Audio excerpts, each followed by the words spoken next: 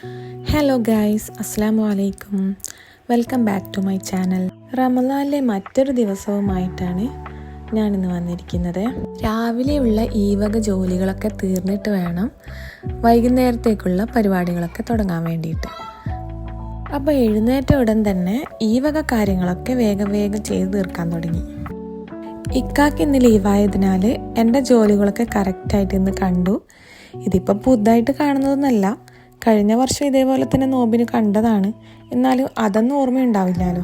ഇതൊക്കെ കണ്ടപ്പോൾ പറയുന്നുണ്ടായിരുന്നു, നോമ്പായാലും അല്ലെങ്കിൽ ഒന്ന് നിങ്ങൾക്ക് റെസ്റ്റ് ഇല്ല അല്ലേ, ഫുൾ ടൈം പണിയാണല്ലോ എന്ന്.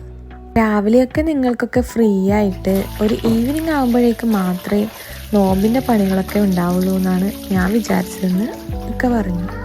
അങ്ങനെ ഇതാ നല്ല ഫ്രഷ് ചിക്കൻ കൊണ്ടുവന്നിട്ടുണ്ട്. അതൊക്കെ കഴുകി ഓരോ ബോക്സിലാക്കി വെക്കണം. ഈ ആക്കാനുള്ളതും അതുപോലെ ബോൺലെസ് ആയിട്ടുള്ളതൊക്കെ ഇതുപോലെ സ്നാക്സൊക്കെ ഉണ്ടാക്കാൻ എടുക്കണമല്ലോ. അങ്ങനെ 3-4 ബോക്സ് ആക്കിയിട്ട് ഞാനിങ്ങനെ വെക്കും, കഴുകി കഴിഞ്ഞ ഉടൻ തന്നെ. ഇങ്ങനെ ആകുമ്പോൾ പെട്ടെന്നുള്ളൊരാവശ്യത്തിന് നമുക്ക് വേഗം ആ ചെറിയ ബോക്സ് എടുത്തിട്ട് വെള്ളത്തിലിട്ടാൽ തന്നെ അതങ്ങ് അലിഞ്ഞു പോകുമല്ലോ. അപ്പോൾ വേഗം യൂസ് ചെയ്യാം. ഇന്ന് ഗ്രേപ്പ് ജ്യൂസും കൂടി ഉണ്ടാക്കാമെന്ന് പറഞ്ഞു. അപ്പോൾ ഞാൻ എന്തായാലും കഴുകിയിട്ടൊക്കെ വെക്കാമെന്ന് വിചാരിച്ചു. പുഴുങ്ങി വെക്കാമെന്നാണേ വിചാരിച്ചത്, പക്ഷെ ഒരാൾ പറഞ്ഞു വേണ്ടാന്ന്. ഇന്നിവിടെ സ്പെഷ്യലായിട്ടൊന്നും ഉണ്ടാക്കുന്നില്ല. വൈകുന്നേരത്തുള്ള സ്നാക്സ് കൂടാതെ പരിപ്പ് കറിയും പിന്നെ മീൻ പൊരിച്ചതുമാണ് ഉണ്ടാക്കുന്നത്. ലാസ്റ്റൊക്കെ ദോശ ഉണ്ടാക്കാമെന്നാണ് വിചാരിച്ചത്. അപ്പോൾ കറിയൊക്കെ റെഡിയാക്കി വെക്കാമെന്ന് വിചാരിച്ചു. പിന്നെ വൈകുന്നേരത്തേക്കുള്ള സ്നാക്സിൻ്റെ ഫില്ലിങ്സൊക്കെ റെഡിയാക്കി വെക്കാമെന്ന് വിചാരിച്ചു. ഉരുളക്കിഴങ്ങും ക്യാരറ്റൊക്കെ ഇട്ടിട്ട് പരിപ്പ് കറി വെക്കുന്നതാണ് ഇക്കാക്കും കുട്ടികൾക്കും ഇഷ്ടം. അപ്പോൾ ഞാൻ പ്ലെയിനായിട്ട് ഉണ്ടാക്കാതെ ഇതുപോലെ ഉരുളക്കിഴങ്ങും ക്യാരറ്റൊക്കെ അതുപോലെ ചക്കക്കുരുവൊക്കെ ഉണ്ടെങ്കിൽ അതൊക്കെ ഇടാറുണ്ട്. അങ്ങനെ ഉണ്ടാക്കാമെന്ന് വിചാരിച്ചു. വേസ്റ്റ് കളയുന്നതിന് മുമ്പായിട്ട് ഇതൊക്കെ റെഡിയാക്കി വെക്കുകയാണെങ്കിൽ ഇതിൻ്റെ തൊലികളൊക്കെ ഉണ്ടാവുമല്ലോ. അപ്പോൾ അതൊക്കെ കൂടി അതിലങ്ങ് ഒരുമിച്ച് തന്നെ അങ്ങ് പോവും. അല്ലെങ്കിൽ പിന്നെ ഈവനിങ് എന്തായാലും ഇതിനൊക്കെ ടൈം ഉണ്ടാവില്ലല്ലോ. പിന്നെ അത് പിറ്റേന്ന് വരെ വെക്കേണ്ടി വരും. ഞാൻ അന്നേ പറഞ്ഞിരുന്നല്ലോ, ഞങ്ങൾ എല്ലാ ദിവസമൊന്നും സ്പെഷ്യൽ ഉണ്ടാക്കാറില്ല. നോമ്പായാലും അങ്ങനെ തന്നെയാണ്. അപ്പോൾ ഇടയ്ക്കിടയ്ക്ക് സ്പെഷ്യലൊക്കെ ഉണ്ടാക്കും. അതിൻ്റെ ഇടയിൽ ഇതുപോലുള്ള കറികളൊക്കെ ഉണ്ടാക്കും. അങ്ങനെയാണ് ഇവിടെ എല്ലാവർക്കും ഇഷ്ടം. ഡെയിലി സ്പെഷ്യലും ചിക്കനും മട്ടനും ബീഫൊക്കെ കഴിച്ചു കഴിഞ്ഞാൽ നമുക്ക് തന്നെ ഒരു മടുപ്പായിരിക്കും, ഒരു ടേസ്റ്റും ഉണ്ടാവില്ല. അതുകൊണ്ട് അതിൻ്റെ ഇടയിൽ ഇതുപോലുള്ള കറികളൊക്കെ ഉണ്ടാക്കി കഴിഞ്ഞാൽ നമുക്ക് ശരീരത്തിനും നല്ലത് തന്നെ, അതുപോലെ വായക്കും ടേസ്റ്റിന് നല്ലതാണല്ലോ. പ്രത്യേകിച്ച് നോമ്പ് സമയമായതുകൊണ്ട് ഹെൽത്തി ഫുഡ് കഴിക്കാനും പ്രത്യേകം ഞങ്ങൾ ശ്രദ്ധിക്കണം. അല്ലാതെ എപ്പോഴും ചിക്കനും മട്ടനും ബീഫൊക്കെ കഴിച്ചു കഴിഞ്ഞാൽ അത് വയറിനും ബോഡിക്കും കുറച്ച് പ്രശ്നമൊക്കെ ഉണ്ടാവും.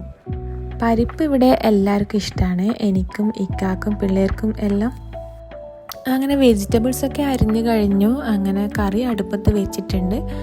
ഇനി ബാക്കി നമുക്ക് മീനൊക്കെ ഫ്രൈ ചെയ്യാനുണ്ട്. ഞാനൊരു മത്തി ഫാനാണ് കേട്ടോ. അപ്പോൾ അധികം മീൻ വാങ്ങാൻ പറയുമ്പോൾ ഞാൻ മത്തിയാണ് പറയാറ്. മത്തി ഇങ്ങനെ കറിവേപ്പിലയും വെളിച്ചെണ്ണയിൽ കറിവേപ്പിലയൊക്കെ ഇട്ടിട്ട് ഫ്രൈ ചെയ്യുകയാണെങ്കിൽ നല്ലൊരു ടേസ്റ്റാണ്. പരിപ്പ് കറിയും മത്തി ഫ്രൈയും അതിൻ്റെ കൂടെ നല്ല ചമ്മന്തിയും കൂടി ഉണ്ടെങ്കിൽ ചോറിന് വേറെ ഒന്നും വേണ്ട.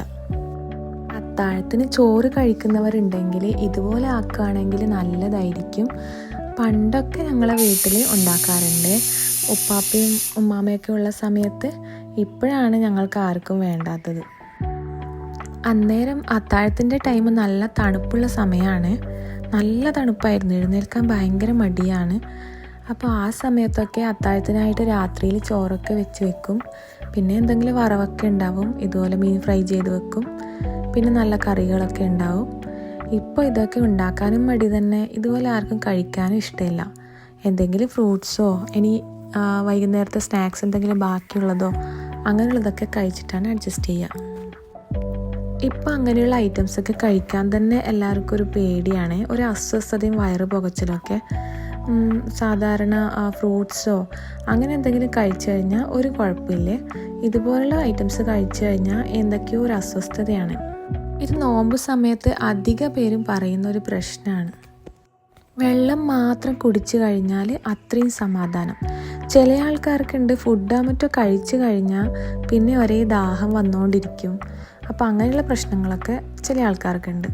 എന്തായാലും പണ്ടത്തെ അത്താഴവും നോമ്പൊക്കെ തന്നെയാണ് ഒരു രസം. 2 പഴം ബാക്കിയുണ്ടായിരുന്നു. അപ്പോൾ അതിനെ കൊണ്ട് കായ്പോളം ഉണ്ടാക്കാമെന്ന് വിചാരിച്ചു. മോന് ഇന്നലെ എക്സാം തുടങ്ങി. അപ്പോൾ ഇന്ന് അവന് സ്റ്റഡി ലീവാണ്. ഞാൻ ഉണ്ടാക്കുന്നതിനിടയിൽ എന്നെ ഒന്ന് ഹെൽപ്പ് ചെയ്യാൻ വന്നതാണ്. ഞാനും കൂടി ഒന്ന് ഉണ്ടാക്കി നോക്കട്ടെ എന്ന് ചോദിച്ചിട്ട്. ബ്രെഡ് സാൻഡ്വിച്ചിന് വേണ്ടിയിട്ടുള്ള ഫില്ലിങ്സ് റെഡിയാക്കണം. അപ്പോൾ അതിനുള്ള വെജിറ്റബിൾസൊക്കെ അരിഞ്ഞു വെക്കുകയാണ്. കയ്യിലുണ്ടായിരുന്ന കാഷ്യൂ നട്ട്സ് കഴിഞ്ഞു പോയി. അപ്പോൾ ബദാം ഉണ്ടായിരുന്നു. അങ്ങനെ അത് വെച്ച് ഗാർണിഷ് ചെയ്ത് അഡ്ജസ്റ്റ് ചെയ്യാമെന്ന് വിചാരിച്ചു. കായ്പോളയൊക്കെ ഉണ്ടാക്കുമ്പോൾ അത് അടിയിൽ പിടിക്കാതിരിക്കാൻ എന്തായാലും ഒരു അലൂമിനിയത്തിൻ്റെ മൂടി ഫസ്റ്റ് വെക്കണമല്ലോ. അങ്ങനെ മിക്സ് ഇതിലേക്ക് ഒഴിച്ചു കൊടുത്തിട്ടുണ്ട്. അതൊന്ന് ജസ്റ്റ് ലെവലാക്കിയതിന് ശേഷം നമുക്ക് അടച്ചു വെക്കാം. ഹാഫായിട്ട് വെന്ത് കഴിഞ്ഞാലാണ് ഈ നട്ട്സും കിസ്മിസൊക്കെ ഇട്ട് കൊടുക്കാറ്. പക്ഷെ ഞാനത് മറന്നുപോയി. അങ്ങനെ കുറച്ച് കഴിഞ്ഞപ്പോഴാണ് ഓർമ്മ വന്നത്. അങ്ങനെ ഞാനത് പ്രസ് ചെയ്തിട്ട് അകത്തേക്ക് ആക്കി കൊടുക്കുകയാണ്. സംഭവം അങ്ങനെ റെഡി ആയിട്ടുണ്ട്. അപ്പോൾ ഞങ്ങൾ ആദ്യം ശ്രദ്ധിക്കേണ്ട കാര്യം ഈ മൂടിയെടുത്ത് ആദ്യം മാറ്റി വെക്കണം. അല്ലെങ്കിൽ പിള്ളേരൊക്കെ ഉള്ള സ്ഥലമാണെങ്കിൽ എന്തായാലും പണി കിട്ടും. ഇന്നിപ്പോൾ ചെറുതായിട്ട് എനിക്കൊരു പണി കിട്ടിയിട്ടുണ്ട്. അത് ഞാൻ പിന്നെ കാണിക്കാം കേട്ടോ. അങ്ങനെ ഞങ്ങളുടെ കായ്പോള നല്ല അടിപൊളിയായിട്ട് റെഡി ആയിട്ടുണ്ട്. കരിഞ്ഞിട്ടൊന്നുമില്ല, നല്ല ഭംഗിയുണ്ട് കാണാൻ. മാഷാല്ലാ. അപ്പോൾ അടുത്തത് നമുക്ക് സാൻഡ്വിച്ചിലേക്കുള്ള ഫില്ലിങ് റെഡിയാക്കലാണ്. അപ്പോൾ അതിന് വേണ്ടിയിട്ട് ഞാൻ വേവിച്ച ചിക്കൻ ഇതുപോലെ കട്ട് ചെയ്തെടുക്കുന്നുണ്ട്. ജാറിൽ പൾസ് ചെയ്തെടുക്കുകയാണെങ്കിൽ അത് നല്ലവണ്ണം തീരെ കാണാതെ രീതിയിലാവുമല്ലോ. എനിക്ക് അങ്ങനെ ഇഷ്ടമല്ല. പ്രത്യേകിച്ച് സാൻഡ്വിച്ചിനൊക്കെ കുറച്ചൊക്കെ കടിക്കാൻ വേണമല്ലോ. അതുകൊണ്ടാണ് ഞാനിങ്ങനെ കട്ട് ചെയ്തെടുത്തത്. അങ്ങനെ ഞങ്ങളുടെ മസാല റെഡി ആയിട്ടുണ്ട്. മസാലയുടെ നല്ല സ്മെല്ലൊക്കെ വരുന്നുണ്ട്. എന്തായാലും സൂപ്പറായിരിക്കും എന്ന് വിചാരിക്കാം. നോമ്പല്ലേ, ടേസ്റ്റ് നോക്കാൻ പറ്റില്ലല്ലോ. അതിൻ്റെ ഇടയിൽ ഇവളെവിടേക്കാണ് പോകുന്നതെന്ന് വിചാരിക്കേണ്ട. ഞങ്ങൾ വേസ്റ്റ് കളയുന്ന സ്ഥലമാണ് കേട്ടോ ഇത്. കുളിക്കുന്നതിന് മുമ്പായിട്ട് ഇതൊക്കെ ചെയ്ത് തീർക്കാമെന്ന് വിചാരിച്ചു.